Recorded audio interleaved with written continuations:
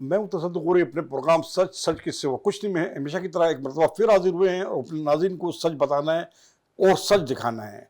आज मेरे प्रोग्राम के 3 इश्यूज़ हैं जिसके ऊपर हम बात करेंगे। पहला इशू ये है कि जिस अवाम पर एक बड़ा तूफान महंगाई का बजट की सूरत में आने वाला है। पाकिस्तान में जिस अंदाज में बजट हमेशा पेश किए जाते रहे वो IMF और वर्ल्ड बैंक के नुमाइंदगान उस बजट को तैयार करते हैं अपने मफादात के हवाले से, पर ये बदतरीन 12,900 अरब का जो बजट का हदफ है वो हुकूमत जो हासिल करने के लिए जिस तरह के टैक्सेस लगाना चाह रही है, जिस तरीके से अवाम को मजीद निचोड़ा जा रहा है, ये एक बड़ा खतरनाक बजट है जिससे मैं समझता हूं कि पाकिस्तान की अवाम जो इस वक्त सिसकियां ले रही है उसकी चीखें निकल आएंगी। दूसरी अहम इशू वो वर्ल्ड बैंक क्रिकेट। पाकिस्तान की टीम, क्रिकेट की टीम हमेशा हस्बे रवायत भारत से इबरतनाक शिकस्त, अमेरिका के स्टेडियम में लाखों पब्लिक के सामने शिकस्त का सामना करना पड़ा। जिस तरीके से महंगाई और करप्शन और हम ये देखते हैं जिस तरीके से अमनो अमान की सूरत हाल है तमाम एक तरह के नाकाम हो चुकी है। पंजाब की सूरत हाल को देखते हैं कि खवातीन के साथ आए दिन चार दीवारी को पामाल करके घुस के और पुलिस तशद्दुद कर रही है, जबकि वहां की वजीर आला खुद खातून है और जब से उसने वर्दी पहन के पुलिस की है उल्टा ज्यादा तशद्दुद खवातीन जो है उनके ऊपर किया जा रहा है।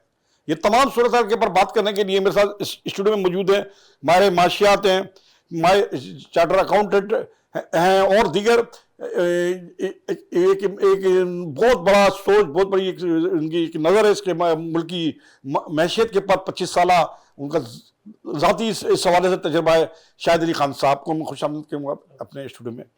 और स्पोर्ट के हमारे तजिया निगार हैं, एंकर पर्सन है और स्पोर्ट के बारे में डेली हमारे प्रोग्राम्स होते हैं और उसके एंकर शहजादा साहब हमारे साथ दरवेश मोहिउद्दीन हमारे दरमियान में मौजूद है।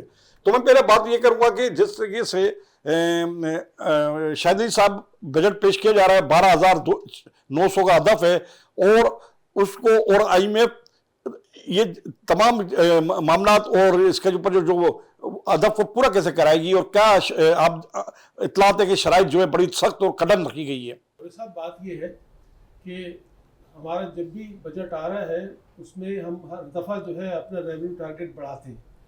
रेवेन्यू टारगेट बढ़ाना कोई बुरी बात नहीं होती, लेकिन मसला ये होता है कि जो रेवेन्यू आप कमा रहे हैं उसको क्या आप जायज़ तरीके से खर्च कर रहे हैं।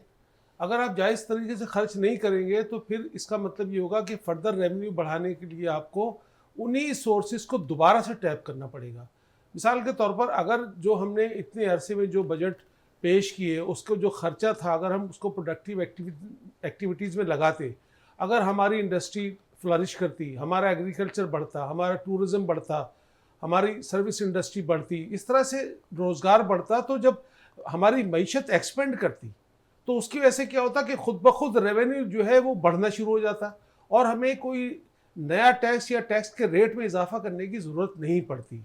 लेकिन जब आप खर्चे इस तरह बेदर्दी से करें और ख़र्चों में करप्शन हो जाए तो इसका मतलब ये होगा कि जो आपने पैसा कमाया वो अगर आपने ज़ाया कर दिया तो अगले साल फिर आपको परेशानी होगी कि आपकी जो इकोनॉमी है वो तो रेवेन्यू जनरेशन में सपोर्ट नहीं कर रही, तो फिर जो लोग टैक्स दे रहे हैं उनको आप मज़ीद टैक्स करना शुरू कर देंगे, कोई नया वेन्यू ढूंढेंगे। और जाहिर है कि एक और इशू भी है कि हमारे यहाँ जो बहुत बड़ा एक जो है अनडॉक्यूमेंटेड इकोनॉमी है उसमें बहुत सारे लोग जो है वो बहुत ज़्यादा उनकी आमदनी और टैक्स नहीं देते। अब जो टैक्स नहीं देते उनको ये फर्दर रियायत देते रहते हैं, उनसे टैक्स नहीं लेते, लेकिन जो आदमी टैक्स दे देता है बस उसी को निचोड़ते हैं। अभी जैसे आपने बताया पिछले साल हमारा रेवेन्यू जो FPR का टारगेट था वो 9,400 अरब था, जो अभी 30 जून को हमारा ख़त्म होगा। लेकिन अब जो है वो IMF कह रहा है कि भाई आप इसमें 3,500 अरब का इजाफा करके इसको 9,400 से 12,900 अरब तक ले जाए। इसका मतलब है 3,500 अरब के हमें नए टैक्सेस लगाने। अब आपकी जो पूरे साल इकोनॉमी है मुश्किल से 2% के करीब जो है उसने उसमें ग्रोथ आई है। अब जब 2% की ग्रोथ आई है तो उसके अगेंस्ट में आप इतना बड़ा रेवेन्यू टारगेट रखेंगे तो फिर क्या होगा? फिर ये होगा कि आपको मज़ीद लोगों पे बोझ डालना पड़ेगा। दूसरी तरफ एक और बात भी है कि जब हम ये जो NFC अवार्ड है जो 18वीं तरमीम के तहत सूबों को पैसा दिया जाता है, वो तकरीबन अप्रॉक्सीमेटली 58% ऑफ FBR रेवेन्यू होता है। लास्ट ईयर जो हमारा जो ये करंट ईयर जो चल रहा है, इसमें 9,400 अरब का टोटल FBR का रेवेन्यू था और नॉन FBR रेवेन्यू 2,800 इस तरह ये 12,200 अरब का रेवेन्यू टारगेट था इस साल। लेकिन अब आइंदा साल जो है वो अगर ये 12,900 अरब अगर करेंगे रेवेन्यू टारगेट, तो इसका मतलब है उसमें से 58% जो सूबों का तकसीम होगा वो बनेगा 7,400 अरब। जब 7,400 अरब आप सूबों को तकसीम कर देंगे, उसमें तकरीबन 52% जो है वो पंजाब को मिलेगा 3,800 अरब के करीब, उसमें कोई 24.5% सिंध को मिलेगा जो तकरीबन 1,800 अरब के करीब है। इसी तरह से 14-14.5% जो है वो मिलेगा खैबर पख्तूनख्वा को जो 1,100 अरब के करीब होगा, फिर कोई 700 अरब जो है वो बलूचिस्तान को मिलेगा। इसके अलावा सूबों की अपने रेवेन्यू भी जनरेशन के मुख्तलिफ ज़राए हैं। मिसाल के तौर पर वो जो है वो प्रॉपर्टी टैक्स लेते हैं, इसके अलावा जो सर्विसेज पर सेल टैक्स है वो भी लेते हैं, इसके अलावा मुख्तलिफ किस्म के जो चालान होते हैं, मुख्तलिफ फ़ीसें होती हैं, वो सारी चीज़ें जमा करके इसका मतलब ये हुआ कि अगर हम पंजाब को देखें तो वो अगर 3,800 अरब से ज़्यादा जब उन्हें NFC अवार्ड भी मिलेगा, 1400-1500 अरब वो जमा कर लेंगे तो इसका मतलब है कि वो 5,000 अरब के करीब उनके पास पैसा आ जाएगा। इसी तरह सिंध में जब ये पैसा 1,800 अरब आएगा, अगर 700-800 खुद जमा करते हैं तो 2,500 अरब से बड़ा बजट होगा। तो ये जो पैसा है इसका कोई हिसाब किताब नहीं है कि पैसा कहाँ जा रहा है। जी जी जी। तो मसला ये है कि आप 3,000 अरब और जनरेट करना चाहते हैं, लेकिन जो पैसा लूटा जा रहा है, जो करप्शन की नज़र हो रहा है, जो प्रोडक्टिव काम पे नहीं खर्च हो रहा, तो जब तक आप उसे नहीं रोकेंगे तो आप चाहे जितना पैसा भी कमा लें उससे कोई फ़र्क नहीं पड़ेगा, इसलिए कि वो ज़ाया हो रहा है। और उसके लिए अब भुगता क्या है? यानी अब अगर फ़र्ज़ कीजिए कि चलो हम एक तरफ ये देखते हैं कि हम भाई 12,900 अरब ये कर लेंगे, कुछ 3,500 अरब जो है ना वो हम नॉन FBR रेवेन्यू जमा कर लेंगे, जिसमें तकरीबन 1,200 अरब तो हम इस वक्त टारगेट लगा रहे हैं जो पेट्रोलियम लेवी है। इस वक्त 1 लीटर पेट्रोल और डीजल पर 60 रुपए जो है वो पेट्रोलियम लेवी है। अब IMF कह रहा है कि इसको बढ़ा के आप 80 रुपए कर दें जी। जब 80 रुपए कर देंगे इसका मतलब है इस साल हमने जब ये किया है 60 रुपए फी लीटर तो तकरीबन 900 अरब के करीब हमने जमा किया है। तो इसका मतलब ये हुआ कि जब 1/3 बढ़ा देंगे तो 12-1250 अरब हो जाएगा। तो 3-350 अरब कमाने के लिए आपको पूरे पाकिस्तान के हर गरीब आदमी को जो मोटरसाइकिल चलाता है, रक्षा चलाता है, ट्यूबवेल चलाता है, ट्रैक्टर चलाता है, सबको जनाब ये बर्डन उठाना पड़ेगा। इसमें शायद ये भी तो बात है, जैसे कि आपने कहा कि बजट सूबों को वफाक भी देगी, उनका अपना भी रेवेन्यू होता है, उसके बावजूद हम ये देखते हैं कि कोई खर्च होते हुए नजर नहीं आता, उसका हिसाब किताब, जैसे आपने कहा कि हिसाब किताब नहीं है।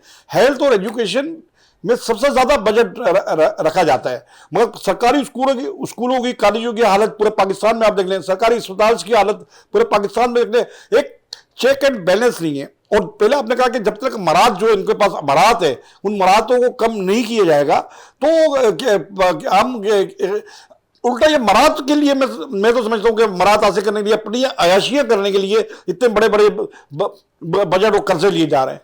देखिए गौरी साहब, इसके अलावा मैं आपको बताता हूँ, असल में मसला ये है कि हमारे मुल्क में जिस तरह का सेटअप है, इसमें जो सूबे हैं ना वो अमीर हो जाते हैं, उनके पास बेहिसाब पैसा होता है, वो हिसाब भी नहीं देते, लिहाजा वो मतलब इस तरह लूटते हैं बेदर्दी के साथ कि देखिए इस वक्त चूंकि वफाक जो है उसने सिर्फ 4 आइटम उनके पास हैं, बाकी सब कुछ सूबों को दे दिया है। इस वक्त सूबों के पास सारा सिस्टम है, यानी एजुकेशन की जिम्मेदारी सूबों की है, हेल्थ की उनकी है, इन्वायरमेंट की उनकी है, इरिगेशन की उनकी है। इस तरह से ज़्यादातर जो काम थे जो वफाक करता था वो सूबों को दे दिए गए, इस लिहाजा उनको पैसे भी दिए जाते, लेकिन वो सारा का सारा पैसा करप्शन की नज़र हो जाता है या मोस्टली करप्शन की नज़र हो जाता है। अब जब वफाक है वो उसको क्या करता है कि वो अपने खर्चे पूरे करने के लिए कर्जा लेता है। अब कर्जा जो है वो इतना बढ़ गया है कि मैं आपको एक मोटा सा हिसाब बताता हूँ कि फ़र्ज़ कीजिए कि हम 12,900 अरब रुपए वसूल करने में कामयाब हो गए, ठीक है जी। उसके बाद अगर हम फ़र्ज़ करें कि इस साल 2,800 अरब जो था वो नॉन FBR रेवेन्यू था, इस तरह ये 12,200 बनता था। इस साल मैं कहता हूँ चलो भाई 2,800 की जगह आप 3,500 नॉन FBR ले लेंगे, ठीक है, तो ये सारा मिला के 16,400 बन जाएगा। अब 16,400 अरब जब आएगा रेवेन्यू टोटल, उसमें से आप 7,400 दे देंगे सूबों को, तो आप 16,400 में से 7,400 माइनस करें, सर वही तो एक सेकंड सर जरा ये बात मुकम्मल करने दे, तो आपके पास वफाक के पास बचेंगे 9,000 अरब। अब 9,000 अरब में उसको जो काम करने हैं उसमें सिर्फ एक ही खर्चा इतना बड़ा है जो 9,000 अरब से बड़ा है, और वो है सूद। सूद का जो इस साल बजट रखा जा रहा है वो 9,500 अरब है। इसका मतलब ये हुआ कि वफाक जो है वो सारी आमदनी जो उसके पास बचेगी वो सूद में चली जाएगी, और उसके पास 500 अरब का खसारा होगा। वहां से वो शुरू करेगा अपना साल। यानी अब उसके पास डिफेंस का बजट है, उसके लिए कर्जा लेना पड़ेगा। अब पिछले साल डिफेंस का 1,810 अरब था, अब शायद वो 2,100 अरब के करीब को डिमांड कर रहे हैं कि भाई बढ़ा दिया जाए।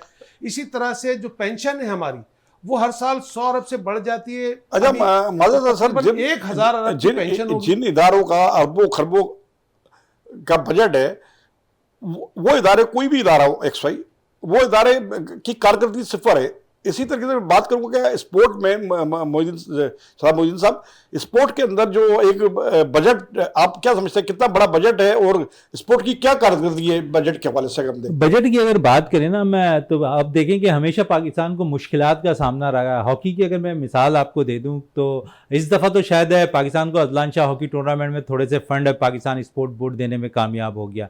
हुकूमत सिंध की अगर मैं बात करूं तो पिछले दिनों 10 करोड़ रुपए जो है हुकूमत सिंध जो है पाकिस्तान हॉकी फेडरेशन को देती हुई नज़र आ रही थी। अब आया कि बजट जो नया आ रहा है इसमें क्या सिंध के आते हैं बजट के हिसाब से, तो वो फिर हॉकी फेडरेशन क्या मामलात उनके चल रहे होते हैं वो उस वक्त देखा जाएगा। लेकिन अगर बजट की बात, क्रिकेट भी इसी तरह है। क्रिकेट पे असल में क्रिकेट पे बजट से ज़्यादा जो है क्रिकेट खुद मुस्तकम इतना है, पाकिस्तान क्रिकेट बोर्ड की उसे ज़रूरत नहीं है पैसे की। कितना यानी क्रिकेट बोर्ड के पास पैसा होता है? पैसा बहुत है क्रिकेट बोर्ड के पास, क्योंकि उसके पास स्पॉन्सर बहुत होते हैं। और हॉकी की आपके सामने मिसाल है कि हॉकी के लिए आपको स्पॉन्सरशिप नहीं मिलती। पाकिस्तानी टीम ट्रैवल के लिए जा रही होती है, उसके पास स्पॉन्सर नहीं होते हैं। माली तौर पर वो किसी प्राइवेट सेक्टर को लेते हैं, फिर पाकिस्तान हॉकी टीम दीगर ममालिक के दौरे पर जा रही होती है। मसाइल तो पाकिस्तान के साथ रहते हैं। फंड पाकिस्तान, स्पोर्ट्स है, बॉक्सिंग है, मुख्तलिफ चीजें पाकिस्तान। मैं अगर हकीकत कहूँ तो करप्शन की जद में जो भी बजट आ जाए, आप किसी भी आप सिंध स्पोर्ट्स बोर्ड पे चले जाएं, आप कहें कि मैं फला एसोसिएशन से हूं, मुझे इवेंट कराना है, फेडरेशन के मेंबरान को कह दे, तो वो आपको ऐसा लगेगा कि शायद वो भीख मांगने गए हैं। और भीख मांगने की अगर बात कर लूं तो शायद मैंने बहुत से ऐसे केसेस भी देखे हैं कि बाकायदा तौर पर रेगड़ियां जो होती है ना वो रगड़ गई हैं, लेकिन उनको बजट के तौर पर कुछ पैसे नहीं मिले। सिर्फ और सिर्फ जो बजट मिलता हुआ दिखाई देता है। शायद आपके मरासिम में तो वहां पर ऐसा दिखाई देता था कि 50-50% पे डील होती है, अब तो मेरा ख्याल में 60-40 पे डील हो रही होती है। तो क्या समझे सर कि जब कोई, अच्छा स्पोर्ट के भी कोई इदारों की कारकर्दगी नहीं, मैं तो समझता हूँ इदारों को खत्म ही कर देंगे क्रिकेट समेत। नहीं देखिए, क्रिकेट समेत नहीं, क्योंकि हमें सिर्फ अच्छी की उम्मीद भी रखनी चाहिए। देखें हर कोई गलत नहीं होता, हर इदारे में हम अच्छी की उम्मीद रखते रहे नहीं है। और जो लोग उसके हैं, जो उसके करता रहता था वो अयाशी और की जिंदगी बसर करते रहे आवाम के टैक्सेस पे, जैसे कि शायद साहब ने कहा कि जो ये अदब जिस तरह से पूरा किया जाएगा तमाम चीजें। पाकिस्तान जब से बना है शायद 1970 के बाद से यही सूरत हाल पाकिस्तान में रही है। मैं तो खैर उस वक्त पैदा भी नहीं हुआ था, लेकिन मेरा जो तजुर्बा है, मैंने जो अंदाजा लगाया है 1970 के बाद से ऐसी सूरत-ए-हाल पाकिस्तान में रही हमेशा की तरह। शायद अब इस तरह की नहीं हो सकते। पाकिस्तान जो भी नीचकारी के हवाले से बात हो रही है, जो इदारे प्रॉफिट में नहीं है, चले प्रॉफिट में नहीं है, उसकी नीचकारी आप क्या समझते हैं? अगर शफाफ हो बेहतर है पाकिस्तान के लिए। देखिए मसला ये है कि जब हम निष्कारी की बात करते हैं, इसका मतलब ये है कि हमने ये तस्लीम कर लिया है कि हम जो इदारों में करप्शन हो रही है, जो वहाँ पर गलत भर्तियाँ हो रही हैं, जो नाजायज़ खर्ची है, हम उसको नहीं रोक सकते। यानी हमने सरेंडर कर दिया है कि भाई गवर्नमेंट चलाएगी तो ये सब कुछ होगा, लिहाजा प्राइवेट सेक्टर को दे दिया जाए। तो इसका मतलब ये हुआ कि यार अगर ये वाली सोच आपकी है तो ये मुल्क फिर आप कैसे चला सकते हैं? जब आप एक इदारे को चलाने में कहते हैं कि जी इसमें करप्शन है, इसमें लूट मार है, इसमें जनाब सियासी भर्तियाँ हैं, नायल लोग हैं, भाई तो आप इसको ठीक करें इदारे को। अगर एक प्राइवेट इदारा चला सकता है तो आप भी चला सकते हैं। तो लेकिन अगर आप ये कहते हैं कि नहीं हुकूमत ये काम नहीं कर सकती, तो फिर हुकूमत मुल्क कैसे चला सकती है? इसका मतलब ये हुआ कि हुकूमत जो है वो करप्शन को, बदउनवानी को और जितने भी लूप होल्स हैं उनको बंद नहीं करना चाहती। इस तरह मुल्क जो है मुसलसल परेशानियों की तरफ बढ़ता रहेगा और अवाम इसका जो है ना खमियाजा भुगतेंगे। अगर हम देखते हैं सिर्फ इसकी जिम्मेदारी हुकूमत ही नहीं है, इसकी जिम्मेदारी जो पियोन से लेकर जो वहां पे स्टाफ होता है, जो अमला होता है, वो कोई काम करने को तैयार नहीं है। इसी तरीके से स्पोर्ट के बड़े बड़े देखा जाए तबाह हाल है जो प्राइवेट है, जो अगर गवर्नमेंट की सतह पे जो प्राइवेट सतह पर हैं, छोटे हैं या बड़े हैं, वो मेंटेन है, लोग काम करने भी तैयार हो, कहीं भी हो, कोई इदारा भी हो। आप एयरलाइंस के पे चले जाएं, जो एक छोटे एयरलाइंस है जिनके इदारे छोटे हैं, मगर उसके बावजूद आप ये देखें, मैं भी गुजरात और पीटीवी गया, इतना बड़ा इमारत है, इतनी बड़ी इमारत, सन्नाटा, उल्लू बोल रहे हैं, खरबों रुपए की इमारत फजूल की पड़ी है, चंद लोग बैठे हुए बड़ी बड़ी टेबलें लगाकर। और आप देखें अब चैनल्स एक छोटे से एरिया में कायम होते हैं। तो इसमें हमारा भी कसूर है, ब्यूरोक्रेसी का भी कसूर है, और वो ब्यूरोक्रेसी में वो चपरासी पर पियोन भी शामिल है। जब वो सरकारी मुलाजिम बन जाता है, वो बोलता है ड्यूटी में क्यों दूं। देखिए बात ये है, ये जो आप बात कर रहे हैं ना, ये बिल्कुल बज़ाहिर ये सही लगती है कि यहाँ पे सारे लोग जो हैं वो इस करप्शन के हिस्सेदार हैं, चाहे कोई छोटा है चाहे कोई बड़ा है। लेकिन मैं आपको बताऊं ऐसा नहीं है। सच ये है कि जहाँ रूल ऑफ लॉ नहीं होता वहाँ लोग जो है वो अपनी हद से तजावुज़ करते हैं।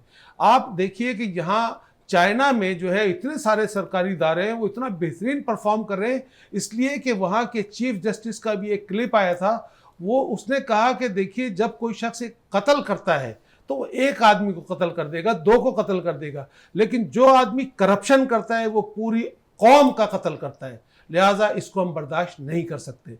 जहां पर रूल ऑफ लॉ होगा वहां पर चपरासी भी करप्शन नहीं कर सकेगा, वहां बड़ा अफसर भी नहीं कर सकेगा। जहां रूल ऑफ लॉ नहीं होगा वह हर आदमी आजाद है, चाहे करता रहे। चाइना तो एक अजीम मुल्क के हवाले से दुनिया भर में, वो तो अपने कई वज़रा को उन्होंने एक साथ 8-10 वज़रा को फांसी पे लटका दिया। IMF के सेक्रेटरी से निकलने के लिए क्या कर सकते हैं, जबकि पाकिस्तान के पास इतने वसाइल हैं। अभी आया था कि दुबई के अंदर ये प्रॉपर्टी जो जाती प्रॉपर्टी इसके ऊपर आया था, कारोबार पे नहीं आया था, खरबों रुपए की थी। और जो यहां से पैसा लूट के जाते हैं वो आकर फिर हुक्मरान बन जाते हैं। देखिए यहाँ इस तरह के कानून बनाए गए हैं कि अभी आप देखना सर, अभी जो वजीर खजाना हमारे मौजूद है औरंगजेब साहब, कहां से आए कौन जानता है? मोइन साहब आप जानते हैं? इस तरह के नारे लगाने से बात नहीं होती। बात यह है कि जो हमारा आइन है, जो हमारा कानून है, उसको हम पूरे तौर पर अगर नाफिज कर दें और अदालतों को बिल्कुल आज़ाद करें और मेरिट पे जज भर्ती किए जाए, अदालत पे किसी किस्म का दबाव ना हो, उनको कहा जाए कि आप ईमानदारी के साथ फैसला करें, और अगर जज भी गलत फैसला करे तो उसका भी एहतसाब हो, तब जाके बात आगे बढ़ेगी। सर इस पे मैं सर इस पे कमेंट तो दे नहीं सकता, इस पे हंस ही सकता हूँ। इसी के साथ मुझे ब्रेक का कहा जाता है, ब्रेक पे चलते हैं और ब्रेक के बाद वापस आते हैं और अपना सिलसिला इस बजट और क्रिकेट के हवाले से नाज़रीन को यहीं से जारी रखेंगे। ब्रेक पे चलते हैं।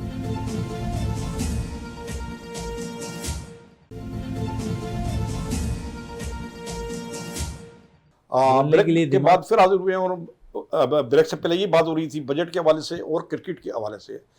शादाब मोइनुद्दीन साहब एंकर हैं, बड़े तजज़ियाकार हैं स्पोर्ट के हवाले से। तो मैंने 2 अच्छी शख्सियत इस प्रोग्राम में मदऊ की है, और हमेशा मैं प्रोग्राम में बहुत कम लोगों को मदऊ करता हूँ, जिसमें शाहिद अली खान साहब की भी मेहरबानी है, वो आए और इसके हवाले से जो हमारे नाज़रीन को पता चलेगा वो उनकी काबिलियत है। जिस तरीके से हम ये देखते हैं कि क्रिकेट अज़ब रवायत, क्रिकेट हम हारते हैं भारत से, अज़ब रवायत, ये हमने एक वो बना लिया है, ठीक है। जबकि ये ऐसा दिन था कि अगर पाकिस्तान क्रिकेट टीम जीत जाती तो उसी दिन वजीर आजम, भारतीय वजीर आजम मोदी ने लफ्ज़ उठाया था, तो एक उसको झटका लगता। मगर हमारे क्रिकेटर्स के ऊपर मुझे तो शर्म आती। मैं तो हिटलर का पैरोकार हूं कि हिटलर ने पूरी टीम ही खत्म कर दी थी, आज तक जर्मनी में टीम नहीं है। तो अगर मैं तो समझता हूं उसको होना ही नहीं चाहिए। लोग तो पागलों की तरह दीवाने थे, मगर इस दफा मोइन साहब मैंने देखा कि सड़कों पर सन्नाटा नहीं था, ये मैंने खुद देखा।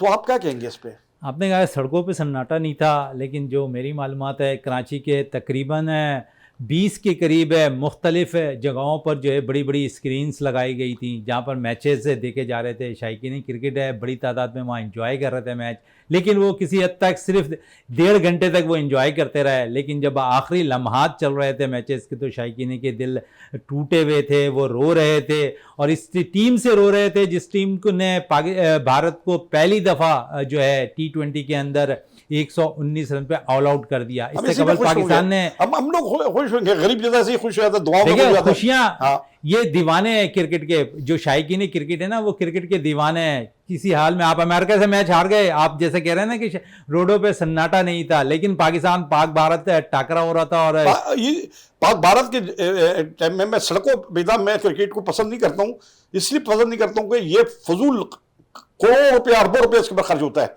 और उसके चेयरमैनशिप के लिए लड़ाई होती है।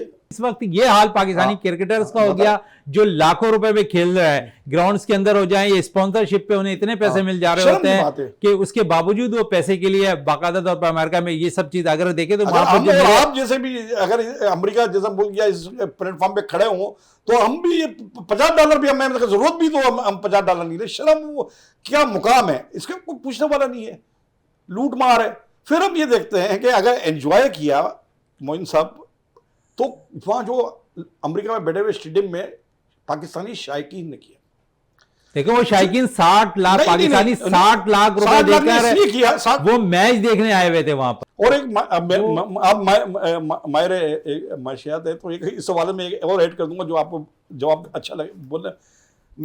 मैं ये समझता हूँ कि जब पाकिस्तान का क्रिकेट का मैच होता है, पाकिस्तान खासतौर पे और इंडिया के साथ और पाकिस्तान खासतौर पे और दुनिया में ये जो मैच है ये सट्टा खेला जाता है, सट्टा, तो उस हिसाब के अंदर पाकिस्तान की आमदनी में इजाफा होता है या?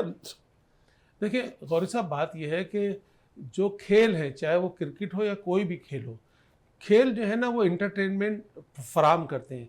जब कौमें बहुत ही काम कर रही होती हैं, सारे लोग मसरूफ़ होते हैं, तो उनको एक तफरीह चाहिए होती है।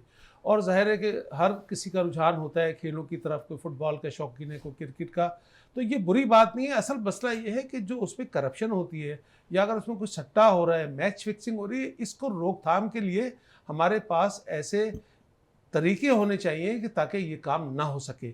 हमें सिलेक्शन ऑफ जो प्लेयर्स हैं उसके अंदर भी ये बात रखनी चाहिए और इतने स्ट्रिक्ट होने चाहिए कि किसी प्लेयर की जरूरत ही ना हो कि वो कोई किसी किस्म की मैच फिक्सिंग का हिस्सा बने। इसलिए कि हमारे ऐसे बहुत सारे प्लेयर्स रहे हैं जिनको हर तरह की ऑफर्स भी की, दबाव भी डाला गया, लेकिन उन्होंने कभी भी जो है मैच फिक्सिंग में हिस्सा नहीं लिया। इसका मतलब है कि कैरेक्टर इंसान का जो होता है उसे बहुत सारी चीज़ों से रोक सकता है।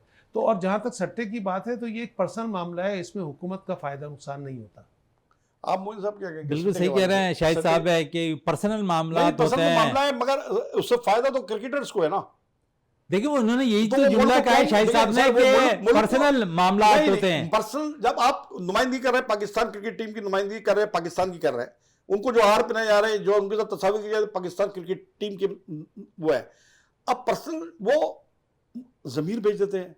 सर ये पाकिस्तान के आप इस हवाले से बात करें, आप देखें क्या आमिर पे इल्जाम लगता है, आमिर वापस आ जाते हैं। देखिए सर आसिफ पे इल्जाम लगते हैं, आसिफ वापस नहीं आते। दानिश कनेरिया पे इल्जाम लगता है, दानिश कनेरिया वापस नहीं आते। करोड़ों लोग जो है ना सर, करोड़ों जो शौकीन है, मैं नहीं हूं तो ये नहीं कि करोड़ों शौकीन है क्रिकेट के पाकिस्तान के, उनका वो जैसा रो रहे थे आप बता रहे स्टेडियम में, उनके जज्बात का उनको ख्याल नहीं होता, मुल्क के वकार का ख्याल नहीं होता।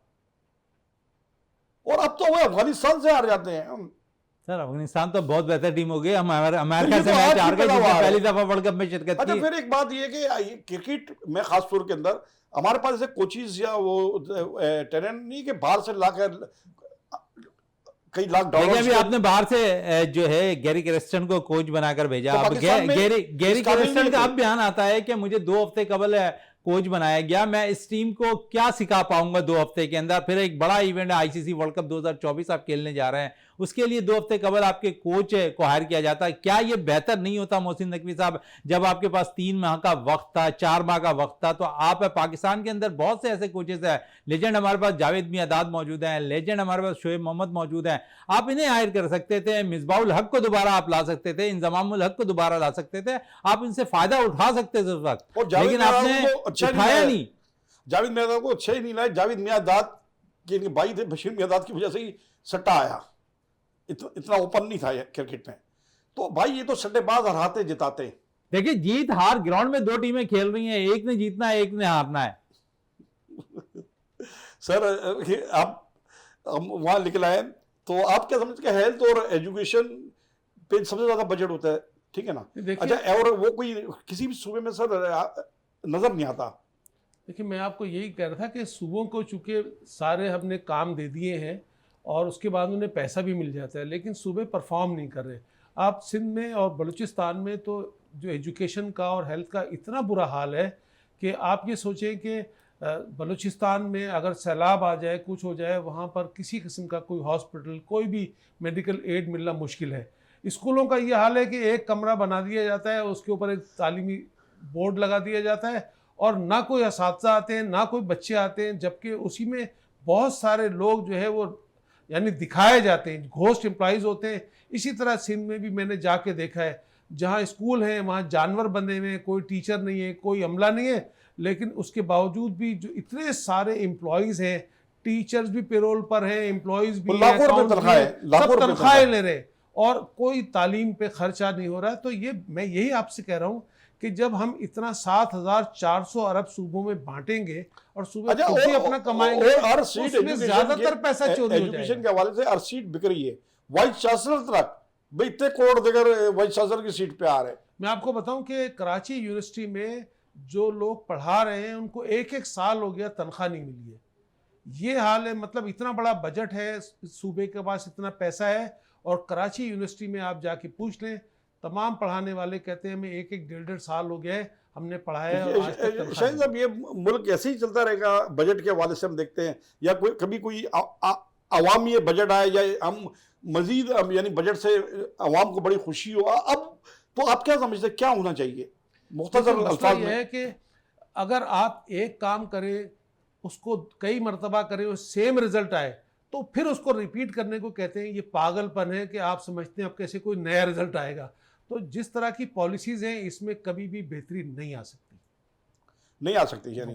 तो अगर हुकूमत मैं पढ़ रहा था कहीं पे, इसलिए कि मेरा ज़्यादा इल्म नहीं है, मैं इसके पर इतना एक्सपर्ट नहीं हूँ, जिस तरीके से स्पोर्ट हो गया या आपका कॉमर्स हो गया, मगर मैं देख रहा था कि अगर ये IMF से अभी भी नहीं लें कर्जा नहीं लें तो ये मुल्क को चला सकते हैं, खड़ा कर सकते हैं। अब अगर हम ये बड़े बड़े जो इदारे हैं ना, जो बड़े इदारे हैं, उनके खरबों रुपए का जो बजट है वो कहीं अभी अगर हम देखें जंगी हालत को देखें, कहीं जंग तो हो नहीं रही, ठीक है।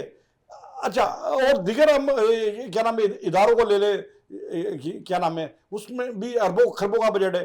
जब रूल ऑफ लॉ होता है ना, वहाँ पे हर चीज़ डिफाइंड होती है कि किस आदमी की क्या मराहत होंगी।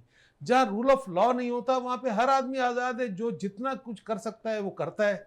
तो यहाँ पर ये मुझे बताएं, 17 ग्रेड का एक ऑफिसर जब वो कॉलेज में लेक्चरर होता है तो उसके पास साइकिल भी मुझसे ख़रीदना मुश्किल होती है, और वही 17 ग्रेड का ऑफिसर है जो 16 करोड़ की गाड़ी में घूम रहा है।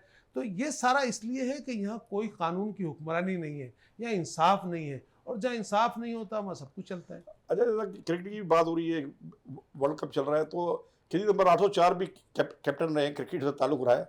तो केजी नंबर 804 के बारे में एक MNA हमारे दोस्त है कादर पटेल साहब असल में खड़े हुए बोल रहे थे कि वो बुजुर्ग थे इसलिए उनको कैप्टन बना दिया गया था, टीम तो फलां ने जिताई थी। आप क्या कहेंगे? वो टीम ऐसी थी कि जिसने पाकिस्तानी टीम को यकजा किया। वो लड़के खेल रहे थे उस वक्त जो 3 से 4 प्लेयर 92 में ऐसे थे जिन्होंने डेब्यू किया हुआ था, जिन्हें पाकिस्तान से तलब किया गया था इमरजेंसी तौर पर। उन प्लेयर्स ने परफॉर्मेंस दी, उन प्लेयर्स से बाकायदा तौर पर कप्तान ने जो है हमने देखा कि काम लिया, ऐसे बॉलर से काम लिया जो शायद हम तसव्वुर भी नहीं कर रहे थे कि इजाज़ अहमद बॉल करते हुए नज़र आएंगे। उन्होंने बॉल की उनकी कप्तानी में, और उनकी कप्तानी में बॉल करने के साथ साथ उन्होंने इस मैच में अपनी इम्पोर्टेंट शो की कि मैं इजाज़ अहमद हूँ, मैं जावेद मियाँदाद हूँ, मैं इंज़माम उल हक हूँ। सब ने अपने अपने रोल अदा किए उस वर्ल्ड कप के अंदर। अगर आप देखें तो फिर जाहिद महमूद की बात कर लूँ तो शायद जाहिद फजल की बात कर लूँ तो शायद वो ऐसा प्लेयर था कि शायद कोई नहीं जानता होगा जाहिद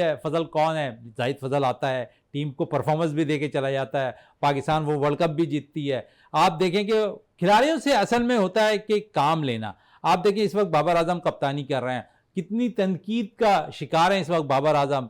अगर उसकी हिस्ट्री माजी देख लें तो तकरीबन 3-3.5 साल का अरसा हो चुका है बाबर आजम को कैप्टनशिप करते हुए, दोबारा उन्हें कैप्टनशिप मिली। लेकिन बाबर आजम के लिए अगर बात करूं तो बाबर आजम ना वो क्लब क्रिकेट पे कप्तानी करते दिखाई दिए, ना डोमेस्टिक क्रिकेट में कप्तानी करते दिखाई दिए। अब सिर्फ वो फ्रेंचाइज की कप्तानी करते हैं, इस वजह से करते थे कि वो पाकिस्तान क्रिकेट टीम के कप्तान थे। माजी में वो कहीं पर भी कप्तानी करते नहीं। एक ऐसे शख्स को लाकर आपने कप्तान बना दिया जिसने माजी में कभी कप्तानी नहीं की। तो हशर आप सामने देख रहे हैं उस कप्तान का कि क्या पोजीशन आई हुई है पाकिस्तानी टीम की, और फिर इस पाकिस्तानी टीम की जो परफॉर्मेंस रही है सब आपके सामने है कि कप्तानी का भी बड़ा अमल दखल होता है। मैंने जिस तरह मिसाल दी ना कि 92 में कप्तान ने जिस तरह परफॉर्मेंस ली थी अपने खिलाड़ियों से, ये उससे बेहतर टीम है। अब जब 15 रुकनी स्क्वाड का ऐलान हुआ था, हर तज्जिया निगार, हर कोई ये बाहर के माहिरीन ये कह रहे थे। मजे की बात ये है कि वही कप्तान जिसकी आप बात कर रहे हैं साबिक, जो वर्ल्ड कप जीत के आया, हम उसके बाद वर्ल्ड कप में कई दफा हार गए, बड़ा अफसोसनाक अमल था। और उसके बावजूद बिलीव करें, मैंने कहा मैं क्रिकेट से और उनसे मुझे पसंद नहीं है, उसके बावजूद भारत और उसका था ना, तो मैंने दुआ की थी कि जैसे यार पाकिस्तान जीत जाए, मगर हर काम दुआ से तो नहीं होता ना। अच्छा, तो कहने का मकसद ये आता है कि वो कप्तान आज भी फजा में उसका नाम बुलंद था, और नीचे वही पाकिस्तान की टीम मैच खेल रही थी, तो लोग फजा में देख रहे थे, नीचे खेलने वाले टीम को नहीं देख रहे थे। नीचे पाकिस्तानी परफॉर्मेंस ऐसी नजर नहीं आ रही थी पाकिस्तानी प्लेयर्स की। एक वक्त मैंने आपसे कहा ये बात नहीं, बिल्कुल 119 रन जब थे ना, मैंने आपसे कहा ना, जब तक मैंने कहा था कि स्क्रीन्स लगी हुई कराची के अंदर 1.5 घंटे तक कराची के, बल्कि पूरे कराची, पूरे पाकिस्तान के लोग खुशी में थे कि कुछ देर के बाद हम शायद जश्न मनाएंगे। मोहसिन नकवी की आप बात कर रहे हैं, शायद अगर मैं क्रिकेट की नज़र से देखूं तो इस वक्त पाकिस्तान क्रिकेट बोर्ड ने अंडर 13 टूर्नामेंट शुरू किया, पाकिस्तान क्रिकेट बोर्ड ने अंडर 15 टूर्नामेंट शुरू किया, पाकिस्तान क्रिकेट बोर्ड ने अंडर 19 टूर्नामेंट शुरू किया, पाकिस्तान क्रिकेट बोर्ड ने इंटर यूनिवर्सिटी विमेंस टूर्नामेंट शुरू किया, पाकिस्तान क्रिकेट बोर्ड ने खवातीन के लिए सेंट्रल कॉन्टेक्ट्स दिए, फिर पाकिस्तान ने क्लब लेवल पर क्रिकेट शुरू की। तो ये एक अच्छा फैसला। देखें, ये सब चीजें माजी में नहीं हो रही थी, बड़े बड़े नाम आए थे लेकिन वो शुरू कराने में नाकाम थे। वजह यही थी, कुछ देर कबल मैं आपसे कह रहा था कि स्पॉन्सर की कमी है, लेकिन जब पाकिस्तान क्रिकेट बोर्ड इसमें इन्वॉल्व हुआ तो उसके बाद हम देख रहे हैं कि सारे स्पॉन्सर आते गए। वो क्रिकेट जो खत्म हो गए थे वो क्रिकेट स्टार्ट हो गई। क्लब लेवल की बड़ी बात होती है, अगर क्लब लेवल की क्रिकेट स्टार्ट हो जाती है तो आप समझ लें कि आपकी क्रिकेट एक दफा फिर ऊपर जानी शुरू हो जाएगी अगर उस पर काम हुआ तो। एक मिनट में आप कोई बजट के हवाले से कोई मैसेज, 1 मिनट का। देखिए, बजट के हवाले से ये है कि बजट आवाम के लिए इंतहाई मुश्किलात पैदा कर देगा। इसमें हमारी इंडस्ट्री जो है वो भी सफ़र करेगी, हमारी एग्रीकल्चर भी सफ़र करेगी, इसलिए कि खाद की कीमतें भी बढ़ा रहे हैं और जो दवाइयाँ इस्तेमाल होती हैं एग्रीकल्चर में उनकी कीमतें बढ़ रही हैं। दूसरी तरफ जब किसान अपनी फसल मार्केट में लाता है तो उसको सही रेट नहीं मिलता, तो इस तरह से एग्रीकल्चर में भी नुकसान होगा, इंडस्ट्री में भी होगा और ये मुश्किलात बढ़ती जाएंगी। अवाम के लिए बहुत मुश्किल बजट है। शुक्रिया शाहिद अली खान साहब, हमारे माशियात थे, हमारे प्रोग्राम में शिरकत की। सच सिवा कुछ नहीं में है, और स्पोर्ट के हमारे एंकर और स्पोर्ट के बड़े अच्छे तजिया निगार सदा मोहिउद्दीन साहब भी प्रोग्राम में रहे। ये तमाम का ये कहना था कि पाकिस्तान के साथ अगर कोई भी शोबा है, जिस इदारे से, चाहे स्पोर्ट्स से ताल्लुक हो, चाहे किसी भी इदारे से खजान ताल्लुक हो, अगर वो फेयर हैं मुल्क के लिए, कौम के लिए, तो पाकिस्तान मज़ीद तरक्की कर सकता है और पाकिस्तान के मसाइल हल हो सकते हैं। मगर जैसे शाहिद अली खान साहब ने कहा कि ये जो बजट है, जो बजट पेश किया जा रहा है, ये बजट आवाम के लिए मुश्किलात पैदा करेगा, मुश्किलें आसान नहीं करेगा। तो ये एक बड़ा, पहले ये आवाम जो है आए दिन महंगाई से किस तरीके से जी रही है, ये एक समझ में ना आने वाली, मैं समझता हूँ, बात है। मैंने हमेशा कहा है कि वह एक वक्त की रोटी 2 वक्त की जो रोटी खा रहे थे वो 1 वक्त खा रहे हैं, जो 3 वक्त का होता था वो 2 वक्त खाते थे। और इस बजट के बाद अब क्या सूरत सामने आती है, ये एक बड़ा ख़तरनाक है, सवालिया निशान है। जबकि बजट में दिगर हेल्थ और एजुकेशन के लिए बड़ा बजट मकसूद है, मगर वो कहीं नज़र नहीं आती। इसी तरीके से तमाम अखराजात मरात कंप्लीट ख़त्म नहीं की जाएंगी, और अब इस बजट में बड़े लोगों की यही चीज़ें होंगी, मरातें होंगी, और गरीब आदमी के पास कुछ नहीं होगा। तो इस मुल्क को बचाना, इस मुल्क की खुशहाली के लिए सोचना, जिनका सोच रहे हैं, जिनका काम है वही इस मुल्क से भाग रहे हैं। और जो मैच के हवाले से बात करेंगे कि मैच जो है हमेशा रवायत हम भारत से हम हारते रहे और उसके बावजूद क्या नाम है कोई इसके पर अमल नहीं होता है कि क्या की जाए, हिकमत में क्या बनाई जाए। इससे बेहतर है, मैं समझता हूँ कि ये टीमें वीमें में भी अरबों खरबों रुपया खर्च होता है, ख़त्म की जाए और क्या नाम है इसको का जो है वो आवाम पे लगाया जाए। इसके साथ ही अपने मेज़बान तसद्दुक़ गौरी को इजाज़त दीजिए। आइंदा फिर अहम इशू के साथ हाजिर होंगे और अपने नाज़रीन को सच बताएंगे और सच दिखाएंगे। अल्लाह हाफ़िज़।